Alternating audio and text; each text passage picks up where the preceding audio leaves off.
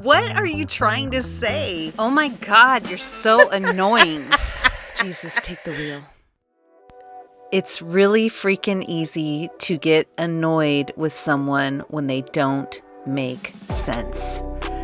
Welcome to this week's episode of Word Salads with a Side of Confusion. And today, man, I just want to talk about how annoying it can be, and one of the things I want to say is that, people can be very annoying because they communicate in ways that we don't understand. And a lot of times the way that people are communicating, they're communicating out of fears.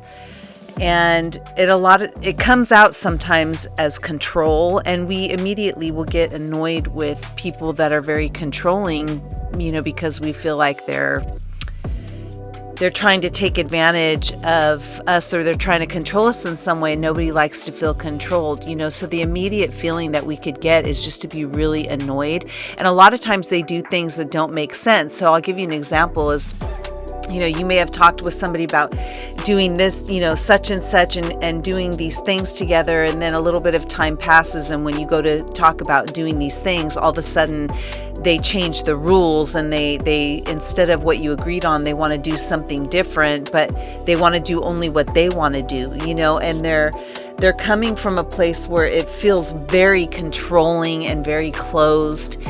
And it goes from being a super lighthearted, fun thing that you guys were going to share together in this harmonious energy, to all of a sudden now we're in like this weird power struggle. And it's like two brain, instead of it being this kind of fun-loving spiritual connection, all of a sudden it becomes this minefield. And to me, I find that very annoying, because you just want to be with people that you feel good around, and to have these moments where you're sharing that, and then all of a sudden something happens and they come out of left field with all these word salads, and they're saying things that are, it's just the weirdest feeling. It's like they're saying things to you, especially with text nowadays, right? Because a lot of this stuff happens over text.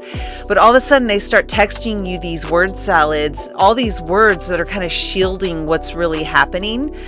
And you just get this feeling of distance. Like, I don't know what you're doing. I don't know what's going on with you, but I'm not feeling it. You feel this conflict and this kind of tug of war.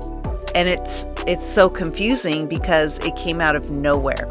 And I think where a lot of this stuff comes from is people are reacting from their need to control things, because they have control issues that, a lot of people have come by them honestly, because let's face it, most of the time control comes from a place of, someone learned that as a mechanism to keep themselves safe, right? Like, why do we need to be in control? We do that to stay safe.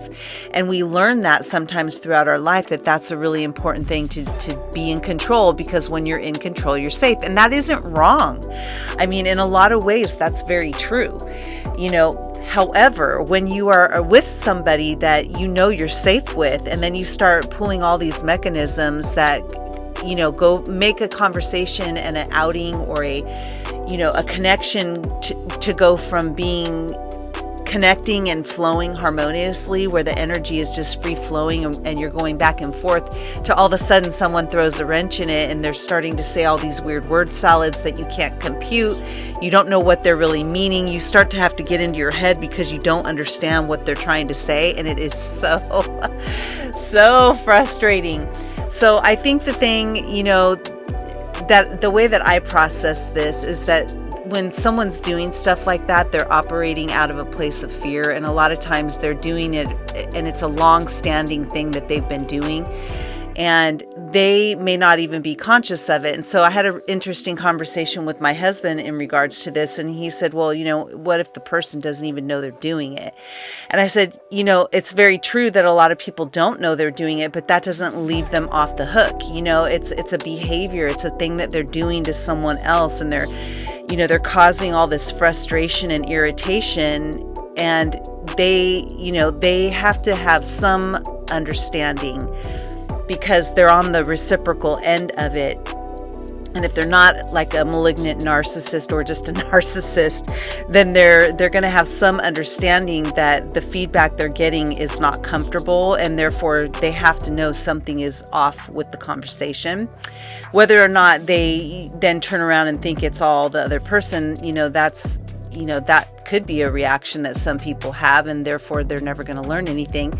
And if you're around someone like that, that's, potentially, like, why would you even want to be around somebody who's just doesn't care about how they treat people? But a lot of times it's people that we know. It's people, it's friends, it's family, it's people that we know, or someone that is extending themselves and wants a friendship, but then they keep doing all these weird things.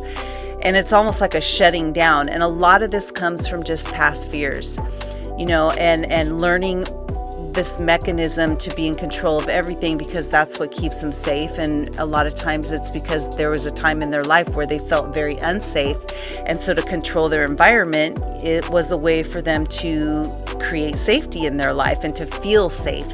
So even when my husband and I were talking about, like, well, sometimes there's people just don't like change. So they might want to do something, but then when it comes down to doing it, they can't follow through with it because it's a change, so it could be change. And I said, yes, but underneath that, it's fear, right? Because it's fear of doing something new. It's fear of, going out of your box, of these are the small little areas that I go into, and these are the things, I do the same thing over and over, and I can't go out of that box. It's underneath all of that, the fear of change is also fear. So underlining all of that is always, it's some sort of fear mechanism.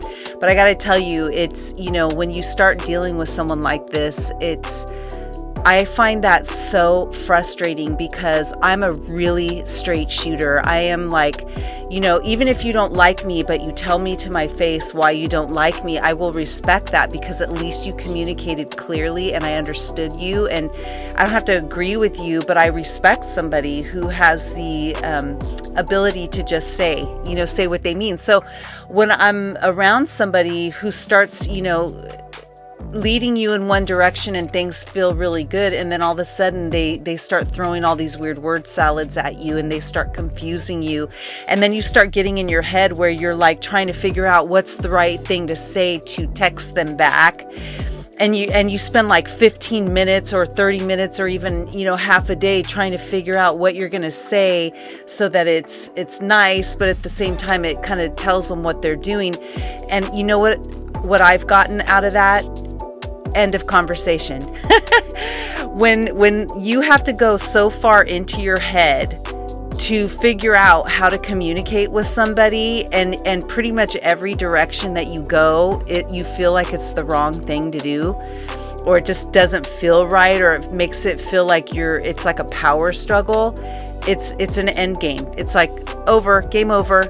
Okay, whatever this is, I'm not doing it, because now I'm not even enjoying this. I don't even want to see you or hang out with you.